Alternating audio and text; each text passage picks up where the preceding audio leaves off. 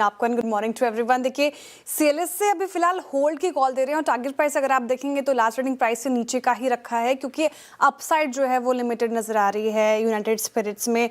Deal हमने और खबर हमने समझी आशीष से, लेकिन संक्षेप में अगर रखूँ तो कंपनी ने रॉयल चैलेंजर्स स्पोर्ट्स में अपना पूरा स्टेक बेचने का ऐलान किया है और RCSPL ही रॉयल चैलेंजर्स बेंगलुरु IPL साथ ही WPL फ्रेंचाइजी की मालिक है। तो यानी इनडायरेक्टली यूनाइटेड स्पिरिट्स ने RCB से बाहर निकलने का ऐलान किया है। अब सीएलएसए का मानना है कि यूनाइटेड स्पिरिट्स अपना नॉन कोर एसेट बेचकर कैश अनलॉक कर रही है और लेकिन यहाँ से अगर आप देखें तो अपसाइड काफ़ी लिमिटेड नज़र आ रहा है, इसलिए होल्ड की कॉल और टारगेट प्राइस भी नीचे है।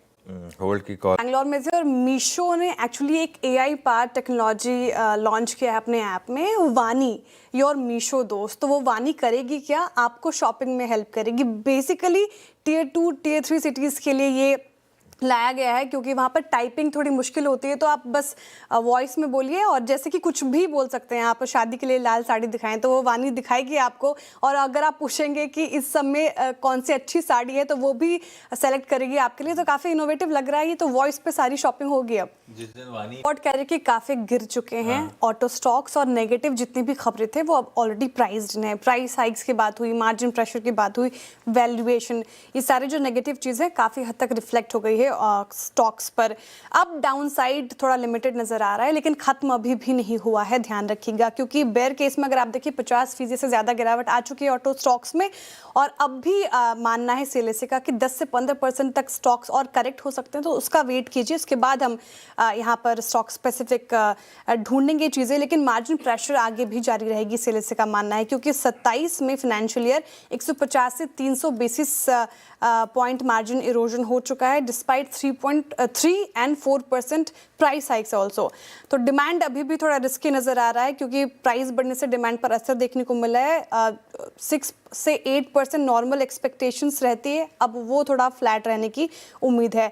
लेकिन ऐसा सीएलएसए का मान के चल रहे हैं कि और 10 से 15% जब करेक्ट हो जाएगा ये सारे स्टॉक्स, तो Mahindra and Mahindra, Tata Motors passenger vehicle और कमर्शियल व्हीकल दोनों आप रख सकते हैं रडार पर, क्योंकि ऑलरेडी अब बहुत ही सारी नेगेटिव चीज़ें हमें दिख चुकी है। अब यहाँ से डाउन साइड लिमिटेड है।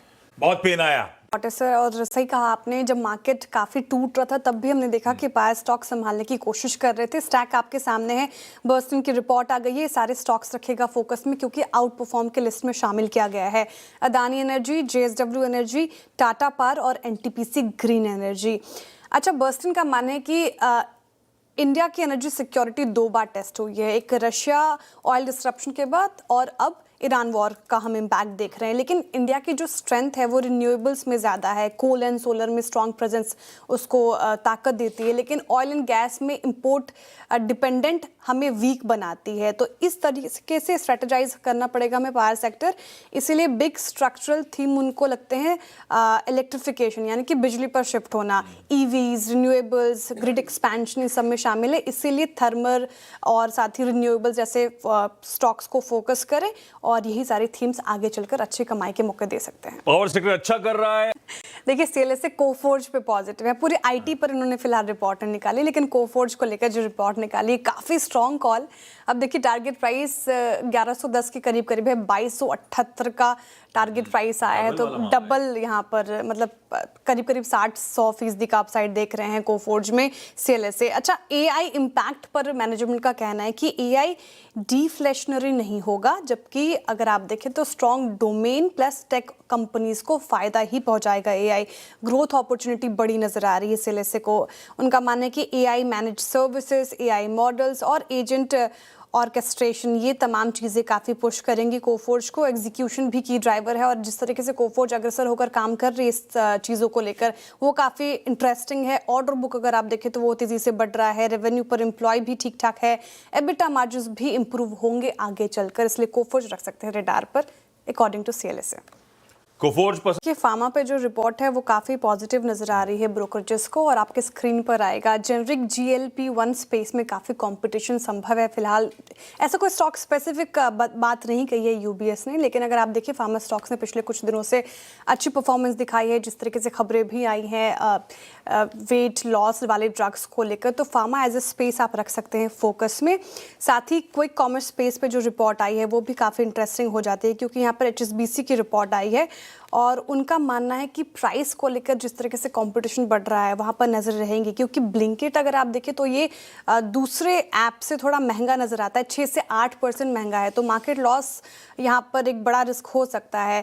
साथ ही लॉन्ग टर्म में AI डिस्ट्रप्शन का भी रिस्क होगा, लेकिन इसके बावजूद अगर आप बात करें तो वो वैल्यूएशन जो है वो HSBC को रीजनेबल लगती है। इसलिए स्टॉक कॉल्स इनकी ये है कि इटर्नल पर बाय की कॉल है, लेकिन टारगेट प्राइस कट गया है। 350 का पहले टारगेट प्राइस था, कट करके 300 रखा गया है। वही स्विगी को होल्ड कर रहे हैं, यहाँ पे भी टारगेट प्राइस में कटौती 380 से कट करके 300 का टारगेट प्राइस रखा है। ओके, चलिए।